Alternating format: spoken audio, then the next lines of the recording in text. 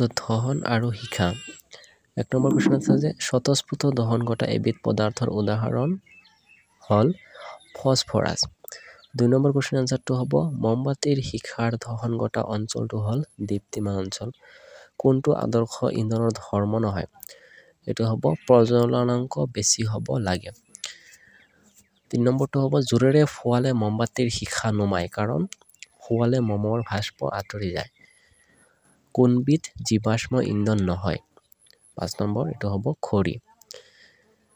তো এতিয়া আমি খালি ঠাইখিনি পূৰণ কৰিম 2 নম্বৰত আছে খালি ঠাই পূৰণ কৰা তো 2 নম্বৰ 1 নম্বৰ কোৱেশ্চনটো হ'ব অক্সিজেন 2 নম্বৰ কোৱেশ্চনটো হ'ব অসম্পূৰ্ণ আৰু 4 নম্বৰটো হ'ব তাপৰ সৃষ্টি আৰু 5 নম্বৰটো হ'ব প্ৰজ্বলনাংক এতিয়া আমি 3 নম্বৰ কোৱেশ্চনটো আলোচনা কৰিম তে 3 নম্বৰ কোৱেশ্চনটোত কৈছে যে সংজ্ঞা লিখা জ্বলনাংক ক্যালোৰি মূল্য ইন্ধন আৰু দহন তো জ্বলনাংক কি যে জ্বলনাংক হল যি নিম্নতম উষ্ণতাত কোনো এবিধ পদাৰ্থ ভাস্পীভূত হৈ অক্সিজেনৰ সৈতে ধাৰ্য মিশ্ৰণৰ সৃষ্টি কৰে তাকে পদাৰ্থবিধৰ জ্বলনাংক বোলে ক্যালোৰিৰ মান হৈছে ইন্ধনৰ পৰা পোৱা শক্তিৰ পৰিমাণ আৰু দহন হল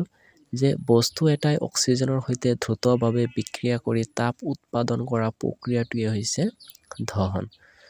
তো এইখিনি আমি আজি আলোচনা কৰিলো আৰু বাকিখিনি আমি নেক্সট ভিডিঅত আলোচনা কৰিম তো এইখিনি যদি তোমালোকে ভালকে পঢ়া আৰু মুখস্থ কৰা তেতিয়া তোমালোকৰ পৰীক্ষাৰ কাৰণে বহুত ইজি হৈ যাব আৰু বিশেষকৈ এইবিলাক কিতাপৰ পৰা দিয়া কোৱেশ্চন অৰ্থাৎ ক্লাছত যদি ছাৰে যেতিয়া পঢ়ায় তেতিয়া যদি তোমালোকে অলপ ভালকে মনোযোগ দিয়া তেতিয়া আৰু তোমালোকৰ বাহিৰৰ নোটছ খাব নালাগে বা পঢ়িব নালাগে সেইখিনিৰ পৰা তুমি পাৰিবা তো আশা কৰো ভালদৰে পঢ়িবা সকলোৱে আৰু এনে ধৰণৰ ভিডিঅ'বিলাক চাই থাকিবলৈ বা পাবলৈ তোমালোকে আমাৰ চেনেলটো সাবস্ক্ৰাইব কৰিবা